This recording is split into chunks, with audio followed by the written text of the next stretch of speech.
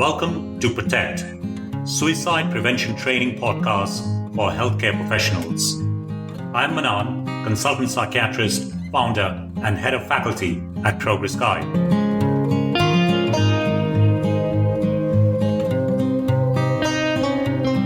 Welcome to all our listeners on the Protect Podcast. We have got our guest of honor again, drum roll, Steindl. This is the third time we have him, and we cannot have enough of him. And it is by kind of demand from our listeners that we keep going back to Stan. And I hope that we will have many more episodes of Stan coming back, because the more we dig, the more we find. And it feels like we are only kind of scratching kind of the surface at the moment. So those of you who don't know Stan, I consider him an absolute guru in terms of motivational interviewing, compassion-focused therapy. He's a very well-respected author. He's a TEDx speaker. He has got a podcast, a YouTube channel called Compassion in T-shirt. He's been interviewing the kind of the big wigs in this field, Paul White, So, yeah, thank you so much, Stan, for coming back. Welcome to the Protect podcast again. So thank you. We will. Thank you, Manaan. I really I love the enthusiasm there. That I too hope that we can chat many more times. Thank you. Yeah, very indeed, yes. Because I think it's we very rarely prepare anything at all, and it all comes very naturally. So I love these conversations we have, and I've learned so much from yourself. And the deep insights you provide, are often quite profound. So no pressure there. So we'll exactly. So you would know that the 10th of September was World Suicide Prevention Day, and 12th here in September. Actually, I was doing it's funny. I was teaching in King's College London this week on Teams, not jet setting around the world. And I mentioned Are You OK Day. And of course, I'd spent 18 years in Britain, but there is no concept of Are You OK Day there. So people hadn't heard about that Are You OK Day. And that was on the 12th of September. So very focused on staff well-being. And so I really wanted to pick up the conversation. I think we touched on it last time. I think I mentioned you cannot pour from an empty cup, which one of my colleagues at work, my nursing director, Rosie, keeps saying all the time, you can't pour from an empty cup. And I think you responded with a beautiful quote, something about if your compassion doesn't include yourself, the compassion is incomplete. So I would like to start there. I would like to start about staff welfare, staff well-being, working in this high-pressured environment, supporting patients who are self-harming, patients presenting in suicidal distress, patients who, because of whatever they're experiencing or the trauma that they're carrying with themselves, are in an incredibly aggressive frame of mind, and staff having to care for them. So that's where, if that's okay with you, that's where I would like to begin, because I keep feeling the more I listen to your podcast and the YouTube channel, the more I feel that there is more here that we can do with compassion-focused therapy, CFT and CMT. So that's where I'd like to begin today. Is that okay? Sounds fine. Yeah. Yeah. So let's start with an overarching message of some kind, perhaps to staff who are, who work in these settings, and they are the ones who have to be the vectors of hope in a way, or the merchants of hope, right? And sometimes they are feeling pretty hopeless. If you're exposed to this level of, vicariously people's trauma, people's struggles, then it is inevitable that it rubs off on you to a certain extent. Doesn't matter how much in our training we are taught you have to hand it all back. A bit does stick, you can't be Teflon all the time. Do you have a message for staff in that space, working with these people who have a lot of history, a lot of baggage with them, and staff get exposed to them on a daily basis. I mean, my first little message, to be honest, is, thank you. I feel so much gratitude for people who are working, kind of tirelessly in these areas, working at the coalface of suffering, anguish, tragedy, trauma, suffering, and it's just with sort of heartfelt appreciation, really, that I like to get the chance to reflect on everyone and what everyone's kind of doing out there. The quote you mentioned is a Jack Kornfield quote. If your compassion does not include yourself, then it is incomplete. And I think it's a kind of profound reminder, isn't it, that we're often sort of sending our compassion to others. And that can be in various areas of our lives, but certainly at work, where we're being compassionate to others, we're being sensitive to their suffering, we're trying to engage with that suffering, empathize, sympathize with that suffering, and we're trying to do something to help, do something wisely that might help to alleviate and prevent that suffering. And then maybe at home or amongst our friends, we end up finding ourselves again in that role where the compassion is flowing out. But I think Jack Kornfield's quote reminds us that actually compassion flows in three directions, really. And actually, it is good to go back to Paul Gilbert's definition of compassion. Compassion is a sensitivity to suffering in self and others, with a commitment to try to alleviate and prevent it, and perhaps to promote flourishing. But I suppose the key bit there that I was thinking about is right in the definition is self and others. That's what it's about. It's about trying to bring that same sensitivity that we might have for others and their suffering, and to kind of just keep one eye on our own experience of life and those times where, in our own way, that we may in fact be suffering too. Of course, Paul Gilbert would talk about three flows. So there's the flow of compassion for others, and that's the one that we're all very familiar with. But then there's the flow of receiving compassion from others. And I think that's part of our discussion tonight too, really, to be honest, is how do we open ourselves up to receiving compassion from colleagues or, the people around us. And that can be kind of tricky too, especially for health practitioners. It can feel sort of awkward, or we can get a bit self-conscious, or we can sort of worry about what that might mean if we're receiving compassion from others. And then the third flow, as you say, is self-compassion. How do we turn our compassion towards ourselves, noticing our own suffering and wisely taking action to alleviate and prevent our own suffering, and that one's sometimes tricky as well. So, but that's the probably the big message, I think, is how do we have balance across those three flows. There's another great quote for you, and then I'll sort of see what you have to think about all this, but and that is Naomi Rachel Remen. Her quote is, to work with suffering and tragedy and trauma day in and day out, and to expect not to be, to a certain degree, affected by all of that, is to be like walking through water and expect not to get wet. It's like that for us, and many of your listeners and you and I, we notice that there's definitely times where the suffering of others really can move us and touch us, and sometimes we resonate in a way that can be distressing for the helper, for the helping person, and so yes, I think it's an important thing for us to stop and think about and kind of address in an active way. Yeah. Gosh, like Stan, this is why we want you back over and over, because there are a million thoughts running through my head at the moment.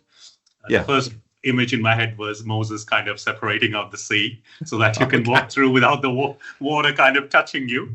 Yes. But on a more kind of serious note was, when you started saying thank you to staff who are doing this, and this is the second flow. I'm glad you mentioned the three flows, receiving compassion from others. And as sometimes a frontline healthcare professional myself, but started getting those waves of compassion coming from you, expressing your gratitude.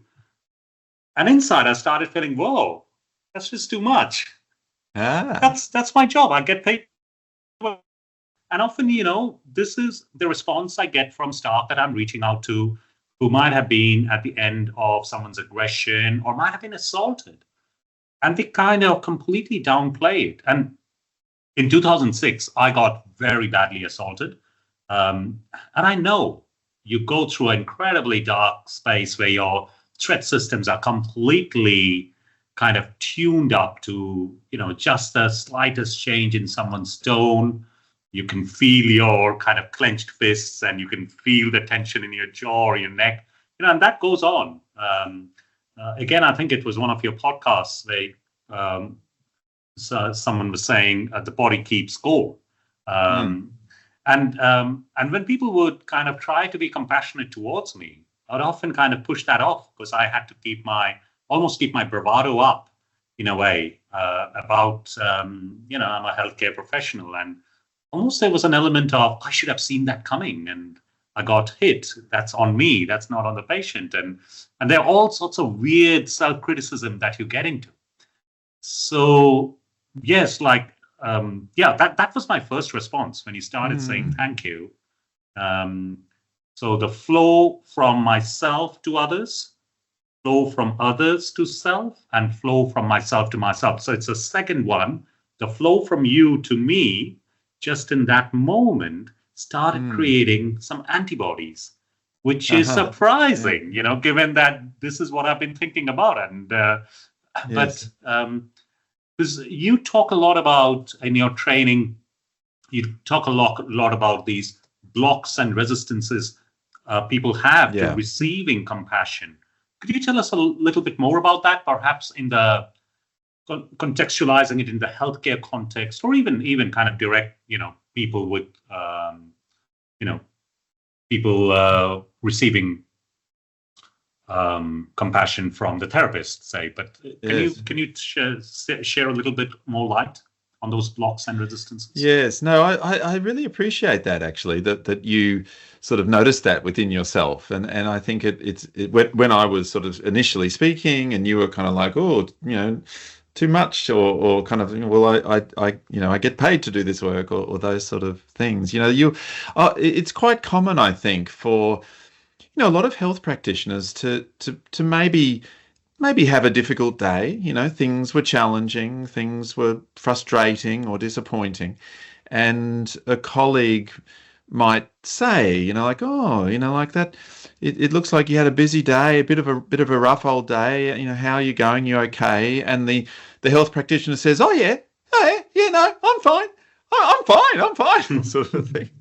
And really, what they're doing there is there are certain fears, blocks, and resistances that rise up, in response to this idea of someone offering us compassion. We worry, I think, that it'll mean that we're maybe weak, or it'll mean that we're not a good clinician, maybe, or that the other person will start to judge us in ways that we're concerned about, or it'll sort of make us feel like we're not coping when we really should be coping. And the person in the next room seems fine. Why am I struggling with this? I shouldn't be struggling. I should, stiff up a lip and don't cry over spilt milk, and all these different old sayings even pop to mind. And they all represent exactly what you're saying, a kind of these fears, blocks, and resistances to receiving compassion. I mean, fears, blocks, and resistances can happen across all three flows. So we might have certain blocks around being compassionate towards others too. For example, there might be certain characteristics of certain patients, and we just notice ourselves having more trouble connecting with that particular person with those particular characteristics, or certain contextual factors might make even compassion for others a little bit blocked. We get blocked to receiving compassion from others, but we also can have certain fears, blocks, and resistances around self-compassion too.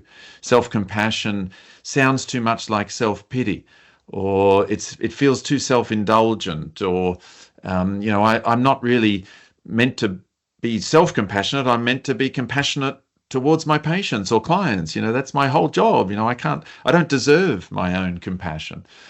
So these fears, blocks, and resistances are tricky.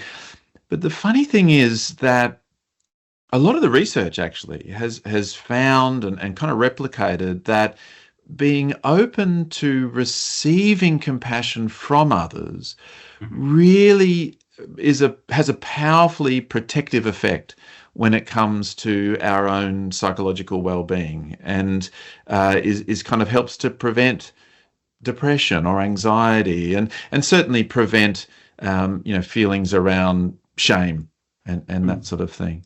I mean, you mentioned the self-criticism. We could go on to think about that. Sorry. Yeah. No, I was going to say that, correct me if I'm wrong, my understanding of the research is that the fears, blocks, and resistances for flow number 2, from others to self, that is considered even more important than the self-compassion bit. Kind of the latest research, isn't that what it's showing? That in terms of, particularly in protection from depression, that allowing oneself to receive compassion from others is perhaps even more important than the self-compassion. Yes, I think it sort of moves about a little bit, but yes, I think in the sort of a recent meta-analysis by my old friend James Kirby and others, that it certainly found that yes, being open to receiving compassion, or fears, blocks, and resistances to receiving compassion was particularly predictive of those psychological distresses. Compassion for others, even that has a sort of a smaller effect on well-being. Receiving compassion from others and self-compassion kind of vie a little bit for, but I think you're right. I think that being open to receiving compassion from others is very important. Yeah. So I'd like to kind of explore a little bit more about the kind of trauma that staff deal with. Perhaps if I can work myself sequentially through those. And so in my mind, kind of trauma number 1 would be scenarios where staff are assessing people who, because of whatever they have gone through in their own life, their mental health challenges are self-harming.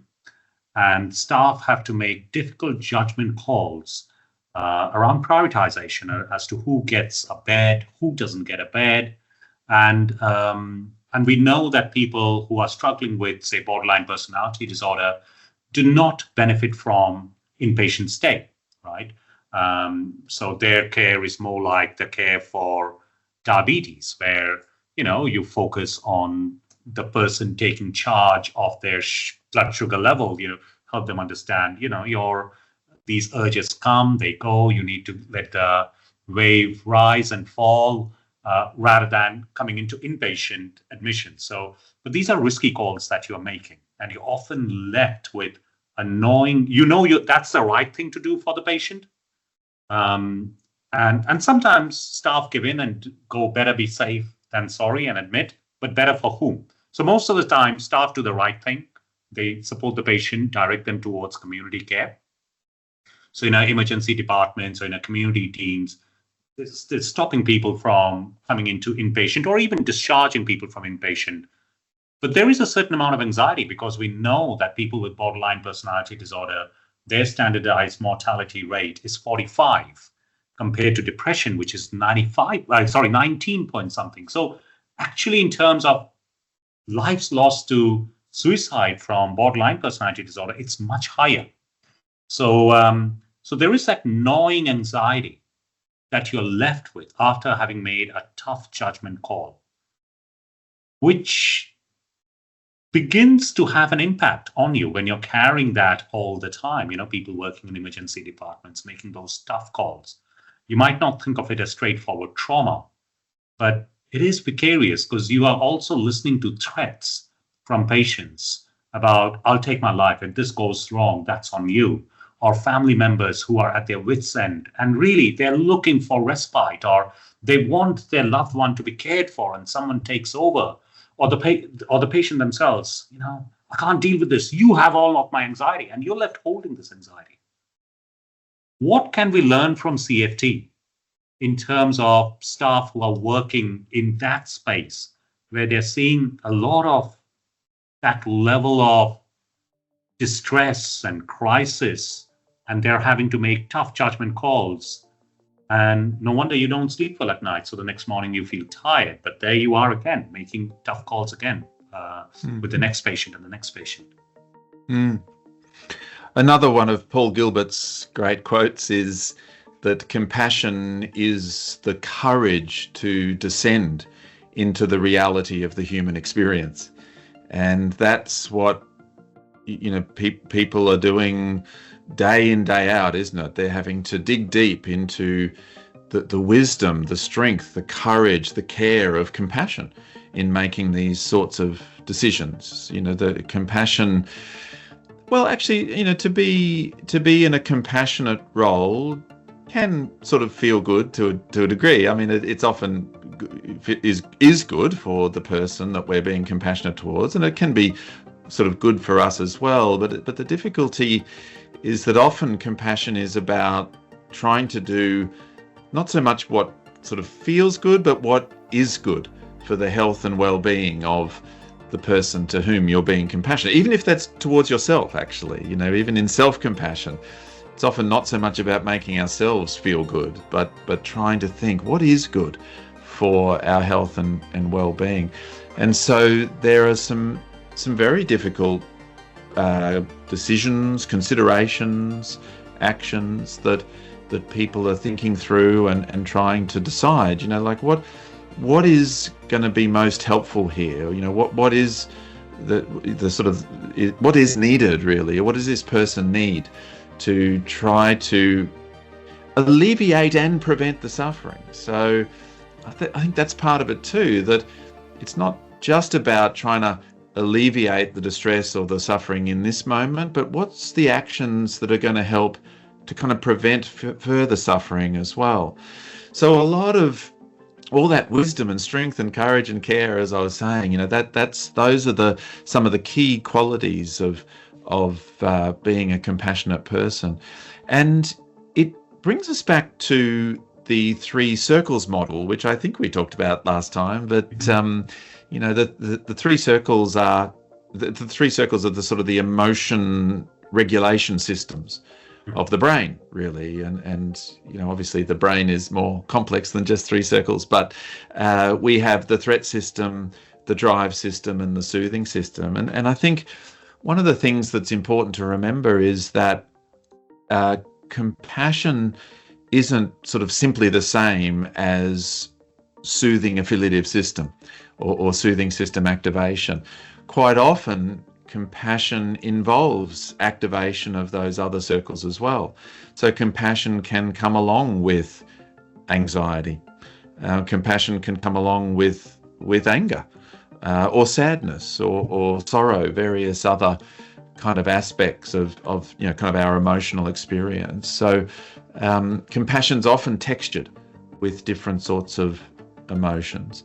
And I suppose the thing that CFT tells us there is that, when there is that threat system activation, oftentimes our attention just focuses in on the threats. And we're just sort of, sort of laser focused really on the threats or what could go wrong and what are the threats for this person, but also what are the threats for ourselves. We start to be very aware and conscious of of threats, and that comes along with the whole brain and body pattern. That the sort of the thoughts, the feelings, the physical sensations, where the attention goes, what the behavioral urges are, the motivations behind all of that. And so quite often we start with trying to bring it back to the body, trying to help down-regulate some of that, trying to activate parasympathetic nervous system, I guess, trying to down-regulate sympathetic nervous system. A calm mind thinks differently. And so one of the things I think that CFT would offer there is what might we do to kind of help to create that sense of calmness and safeness, not foolishly, not being silly about it, but just trying to feel perhaps grounded and calm to a degree, so that we can make those wise, strong, courageous, caring decisions in those moments. Yeah, because what can feel right at the moment may be wrong in the longer term. If I admit, then yes, I have managed to bring the risk down in the moment, but I've sent the message that every time you feel distressed, we will admit you, and you need to keep self-harming for us to admit you, so you're increasing the risk in the long term. So they are very courageous calls that you're making in the moment. That's right. You do need courage in the moment to do right by the person. The easiest thing you do is to admit, and that might not be. Not to mention that there's a whole resource thing as well, that often there are 7-8 patients that have to go into 3 beds, right? You have to make the triage decisions as to who gets that bed. So would you have some advice for a practitioner, say in the emergency department? They have just seen someone. So if you have an 8-hour shift, you'll most probably see 4 patients, right? You will do a full assessment on someone, then you're writing up your notes, and then you will go and see another person. And then you'll go and see another person, and then you'll go and see another person. In between patients, how could they create for themselves that almost that environment in which they are thinking differently? And you and Paul Gilbert were talking about safety and safeness, because safety is all about kind of protecting the patient, protecting myself. Whereas safeness, we're saying is, or Paul Gilbert was saying, was around exploring. It's kind of the freedom to kind of explore. And to me, in my head, if you're just going for safety, you would admit, do the safest thing possible. But actually safeness, creating that, being able to explore the distress and what is the right thing to do for the distress, for the patient to learn how these urges come and go. They come as waves. It's a bit like managing your diabetes. It's not the management of a heart attack or MI, where you step in and take control. This is chronic suicidality. This is kind of diabetes care, where you are suicidal for a long period of time, and we don't know. We haven't got that. So in between patients, right? When you're writing your notes, or you've just talked to the consultant on call, what might you do from CFT? You kind of mentioned that ground yourself. What does that actually mean? What could people do practically? Yes, I really like the distinction between safety and safeness in CFT. Safety is more of a threat system activation. It's to do with safety seeking and threat protection. Safeness is more about feeling safe. And now that we're feeling safe, we're able to, yes, explore the world. He gave me a really great quote in that episode. I think, yes, safety is protection, safeness is expansion, and freedom, I think, was something he said there, which was kind of, I thought, pretty cool at the time when he said that. It's pretty profound, actually. It is. Yeah. When we're in safety seeking, we're much more about hiding away, protecting ourselves, avoiding. When we're in safeness mode, when we feel safe, we're able to go out and sort of explore the world and experience things and that kind of thing. And so, but I do also feel like, safe is a sort of it can be a tricky word. It can be a tricky word actually for clients and patients, first of all. When have I ever felt safe? Is sometimes tricky there. But for health practitioners, they might be saying, well, like it's not about safeness in those moments. It's about, kind of being able to do something, which of course is that second part of compassion, the committed to try to take helpful action. And so I think in those moments, we're thinking about sort of calmness and composure, groundedness and stability, and kind of equanimity almost is sort of where we're aiming for there. And when I say bringing it back to the body, I sort of literally mean we want to work with the body, we want to move the body in a way that helps to kind of create that down regulation. And really there's kind of 4 components to it. The first component is body posture. If there is a chance, I mean, I know people can be very, very busy, but if there's a chance to just grab a minute or two in between things, this might be the thing to do. Just the body posture, first of all, rolling back the shoulders, opening up the chest. Maybe if you're standing, you might stand with feet apart and kind of, it's not quite a Marvel superhero position, but it's kind of almost there, like we're standing in a kind of a nice upright, shoulders back, chest open, lifting the chin, looking out to the horizon, maybe just closing the eyes briefly if you like, or possibly just letting your gaze rest somewhere. And then the second thing is facial expression. As funny as it sounds, we want to try to shift the face. We want to create a warm, friendly facial expression, relaxing the brow, relaxing the jaw, maybe even a faint smile, nothing too dramatic, I suppose, but just trying to create that warm friendliness that starts to exude from our facial expression. Then we're wanting to think about our inner voice tones. That's the third bit. And this speaks a little bit actually to the sort of some of the self-criticism, but also some of the worry or catastrophizing or the rumination that people can get caught in. We're wanting to create kind, supportive, encouraging inner voice tones. Speaking to ourselves in a way that is sort of supportive and encouraging, rather than harsh and critical. This was Paul Gilbert's big discovery right at the beginning, was that people could challenge their negative automatic thoughts. They could do that fine in CBT, but they do it with a harsh or self-attacking voice tone, and so it didn't work. So his discovery there really was that inner tone of voice and the importance of just our self-to-self relating, being supportive and encouraging.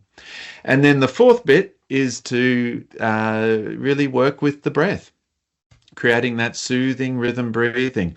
The way I like to do it is sort of breathing in for 3 and out for 3 for a few moments, breathing in for 4 and out for 4 for a few moments, breathing in for 5 and out for 5 for a few moments. Just gradually slowing down the body, slowing down the mind, creating a kind of a soothing, steadying kind of an effect. In fact, as you breathe out, I really like to notice that just as you get to the bottom of the breath, you can kind of sense it. You can notice the heart rate just slowing a little. You can notice the tension just easing a little, just as you're breathing out. That's the parasympathetic nervous system kind of kicking in and helping to down regulate. I mean, by all means, people can find their own sort of counting or way of create. There's lots of different ways but the idea is just to slow down the body and slow down the mind. And so those are the 4 little steps, and that might take just a couple of minutes. You get the body into a position, you warm, friendly face, supportive, encouraging inner voice tones, slowing down the body with the breath. And it's not about, I mean, sometimes one side effect is people feel kind of relaxed, I suppose. But really the idea here is it's much more about strength and groundedness. So it's a little bit like I like the metaphor of the high diver.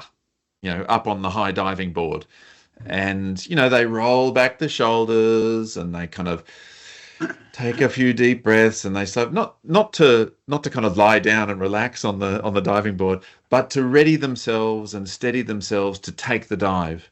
And that's what we're doing, isn't it? We're sort of just trying to ready ourselves and steady ourselves to go back to move on to the next thing, to the next thing that we might be facing, but with a calm mind and with a calm body and feeling kind of grounded and strong. I think that's awesome, Stan. Like, these are practical things our practitioners can do. Like, we talk a lot about in our service, what can I do today which creates time tomorrow? It's like, what can I do this hour which actually makes the next hour better? And a couple of minutes or even 5 minutes will pay really rich dividends, given a calm mind thinks differently. So, and we are making life and death decisions for people. So giving yourself that 5 minutes. So let me see kind of if I've got those 4 things. So the first one was about posture, rolling it back, standing back, kind of with your shoulders, right, kind of feet apart a little bit. Not as much as the superhero, but not far off. Oh, well. Yeah. The second thing was around facial expression, just a kind of faint smile, kind of relax your face. So facial expressions was the second big one. The third one was around the tone of voice. And yeah, like I'm sure any CBT practitioner would tell you that patients who kind of say, yeah, why are you thinking like that, you idiot? So there's a very, they change, they catch the thought and they change the thought, but with a very harsh tone of voice. So, so change, sort of pay attention to the tone of voice and what you're talking about. And, even things like it takes courage to do right by the person. And I have shown courage in the moment to do right by this person. So reminding yourself of what might feel good and what is right and evidence-based may not be the same thing. Just reminding yourself of that, the why of why you are doing the things that you're doing. So kind of those 3 things. And what was the 4th thing again? Just the soothing rhythm breathing. The soothing rhythm. Using the breath. 3 breaths in and out, 4 breaths in and out, 5 breaths in and out. Just giving yourself a chance for the sympathetic nervous system to do its thing, like if you were stimulating the vagal nerve, and just kind of getting your heart rate down, going in as if you're taking the next dive into the person's psyche, right? So that's a very apt metaphor, because you are going to dive into another person's story. So that's to say. Now, that's beautiful from an Are You OK Day perspective. That's gold dust in terms of practical things that staff can do. Now, combining Are You OK Day with World Suicide Prevention Day, unfortunately, it doesn't matter how good we are. From time to time, things go wrong, right? No one comes to work to do a bad job, right? We all, no one wakes up thinking how many people I'm going to, how many things am I going to get wrong? We all go to work to do a good job. But every now and then, things go wrong. And for us who work in mental health, when things go wrong, unfortunately, someone might die to suicide, or something really bad might happen to them. And we say, as you know, like there are 2 groups of people in mental health: those who have had a suicide and those who are going to have one. It's kind of the sad reality of the work we do, where it's the gravity of the work we do. With little nudges, we are taking lots of people towards safeness, towards recovery, towards hope and healing. And we take all of that for granted, but every now and then something goes wrong. But that's an event, so it sticks out. All the non-events, we don't remember them in the moment. So do you have any, and that tone of voice that you said could be incredibly harsh, because, I lost a family member very early on at the beginning of my career. And then I kind of almost 15 years into my psychiatric career, I've lost my first patient. And I remember, and that was almost 3 months since I had seen the person, and the person was with another team. But I remember scrutinizing every single word that I had written in the notes. done 3 letters to the GP, reading everything. Did I miss anything? Should I have seen this coming? How could this have happened? That tone of voice is incredibly harsh. Do you have any suggestions for mental health staff who are working in that space, lost a patient to suicide? Any thoughts on that, Stan?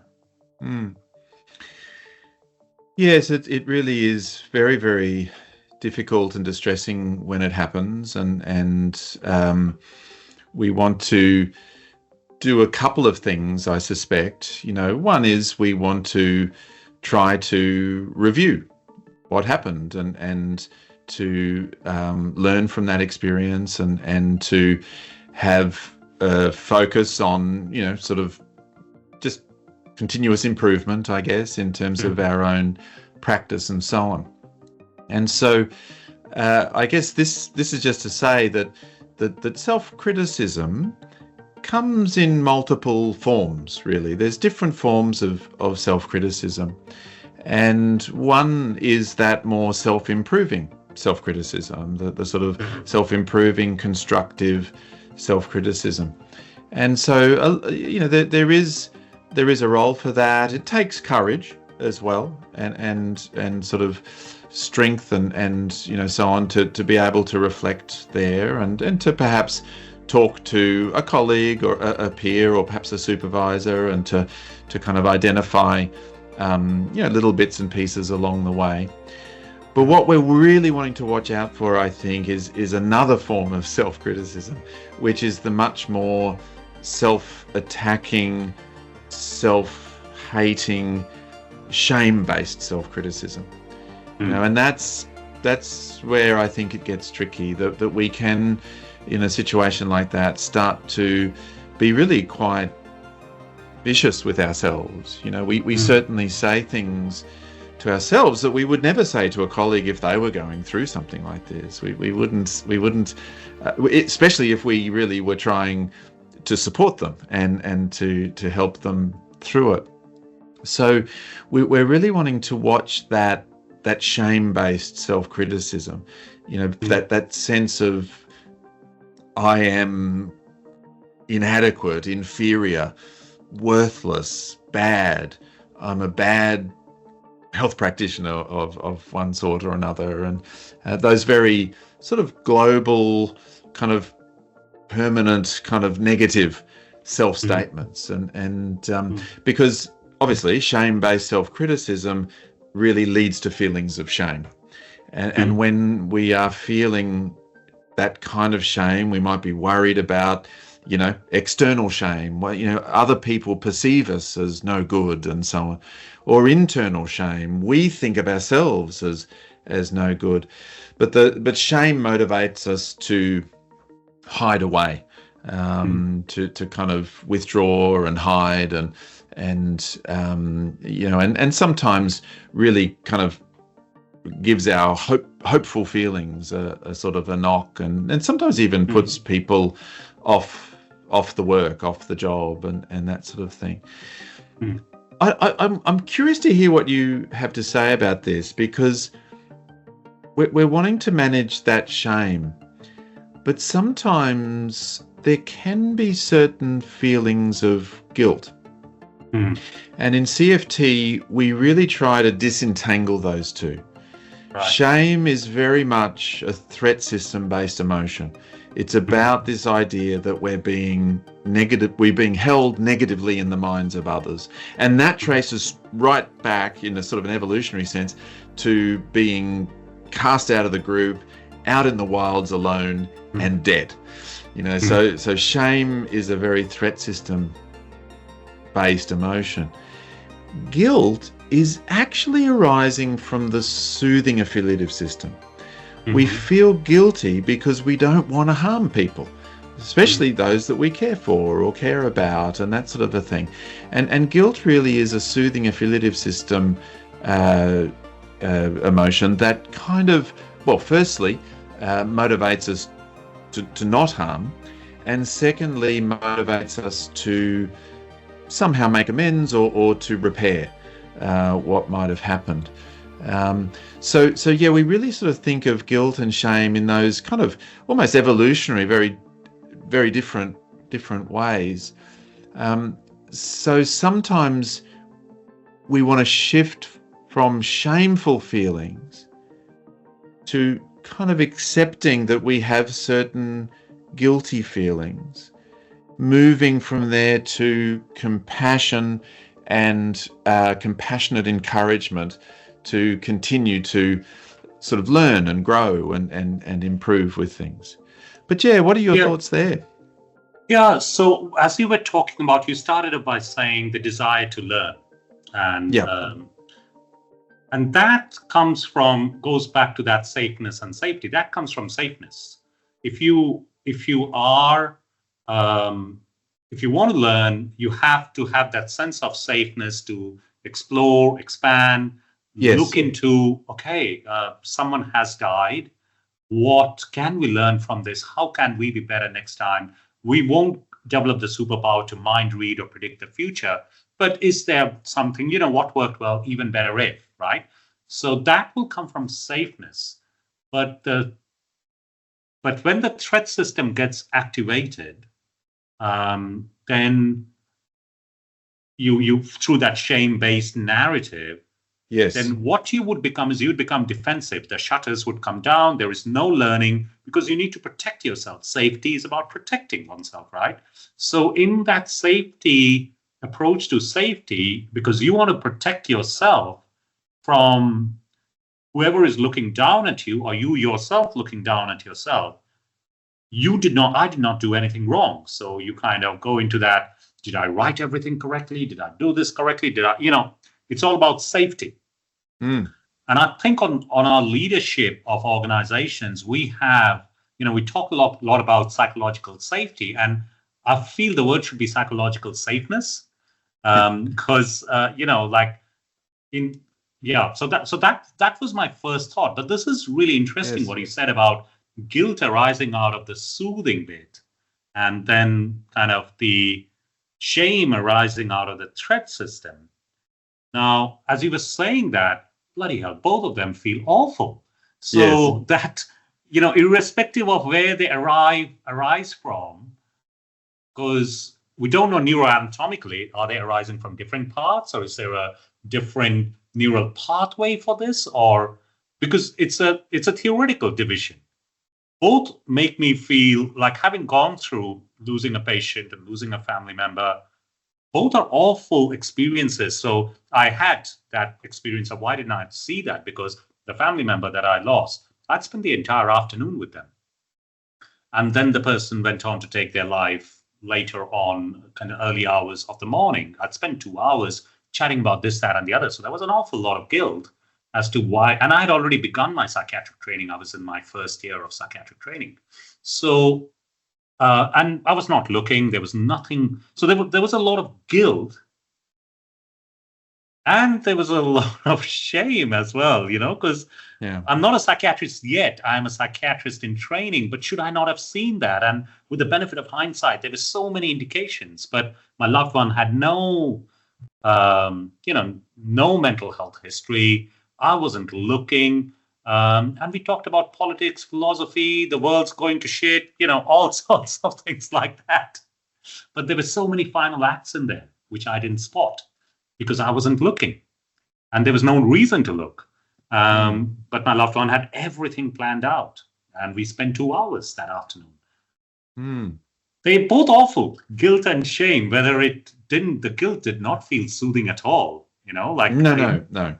Even 24 years on since that event, when I think about it, it kind of makes me feel cringe inside that how did I not see that coming? Yes. So just a little clarification. I mean, the when I say that the guilt is arising from the soothing system, it's not in any way because guilt is soothing. I agree with you. It's very painful, very distressing. If we remember that the soothing system is kind of the expanded name for it would be the soothing affiliative system. Yeah. And it's in that affiliative piece, I think, where the guilt arises. You cared for that person. You perhaps loved them or were great friends as well as family, and to miss perhaps some signs that you could or should have picked up on leaves you with a feeling of guilt. And this is an important distinction, which a lot of people will know too. But sort of guilt is I've done something bad. Shame is I am bad, and that's the other way to sort of separate them. And then the key with compassion focused therapy is we like to just sort of go back to the motivations. So like, what's the motivation behind these things? What's the motivation behind shame? Well, it's a threat protection motivation. So it causes us to hide away, to avoid, to not speak of this again. What's the motivation behind guilt? Well, it's a caring motivation. It's a motivation to care and to repair, any harm that might be done. As I was listening to you, though, one of the difficulties really too when someone perhaps has suicided and is gone, what might one do to repair? That can feel very difficult with guilt because there isn't kind of a repair to be done with the person perhaps themselves. But I think this is where, as health practitioners, we do want to loop it back to that notion of sort of improving our skills, improving our effectiveness, learning from those experiences, and somehow or other creating a sense of safeness to do so. It's actually interesting because I'm curious about psychological safety as the word that's used versus what we in CFT might say about safeness. But there is a kind of is it like a responsibility maybe of the system to be able to create a sense of safeness for health practitioners so that when they do face moments like this, they perhaps are a little less likely to fall into shame and threat system activation, perhaps do experience certain guilty feelings about what was or wasn't done, but safe enough to go to others, to talk it through, to explore the situation, to learn and grow. So I think that's the interesting challenge. And a lot of health practitioners and people who might be listening, they might be able to think to themselves, I perhaps might not be able to approach just anyone, but maybe there is, one or two people there that I have something of an affiliation with, a relationship with, that does feel safe enough to approach in a moment like that, which of course kind of nicely, I think, lifts us all the way back to the beginning of our conversation, because there's the being open to receiving compassion piece as well. So we're the self-compassion there is really watching that shame-based self-criticism, because that shame is predictive of poorer well-being. So that's the self-compassion piece. And the receiving compassion is to try to create that sense of safeness, or at least a kind of a willingness to be open to receiving compassion from others, even where that might be with a little focus on reviewing the situation and coming up with steps to take that might help with just our continued growth. Yeah. So Stan, I know you need to go. It's 7:00 because you've got stuff happening. I'm feeling that we're just getting warmed up. Sorry. There is so much to talk about. I want to talk about compassion fatigue. I want to talk about desensitization. I want to talk about trauma that staff experience, and then staff are expected to go and care for the same people. And how do you kind of do that? So there's a lot to talk about. And perhaps we can have you back again. And I'll be really keen to, our listeners want more from Stan Steindl. That's what I get in the messages that, oh, wow. Can we explore this with him? And can you explore that? And so I'd love to have you back. I'm keen to do that, because there was there is a little practice that I'd like to share next time, which is a little self-compassion practice. I don't know if that's suitable for your podcasts, but yeah, I think there is some, beyond the more body-based practices, there are some nice imagery practices that I think can really be helpful with that. And I wanted to mention one other little kind of recent book that's come out, if you wouldn't mind. Because it's from a hero of mine, which is Professor Bill Miller, who is the co-founder of Motivational Interviewing. And I think it's quite relevant for you and everyone. I have it on Kindle. So, yes, it's called 8 Ways to Hope. You've recently interviewed Bill Miller as well, isn't it, on your... I've interviewed him about this particular book, and it was just fascinating for me to hear him talk about, what are some of the kind of the pathways there and the different facets of hope, and how might we be able to break down hope and what it involves and what it includes, and working on some of these different facets. So I just wanted to let you all know about Bill's latest book, because I just feel like it's kind of relevant to the sort of stuff that we're talking about. Absolutely. And, Bill Miller, I think you shared stuff in our MI training that you conducted. You might have shown a video or quotes from Bill Miller as well. So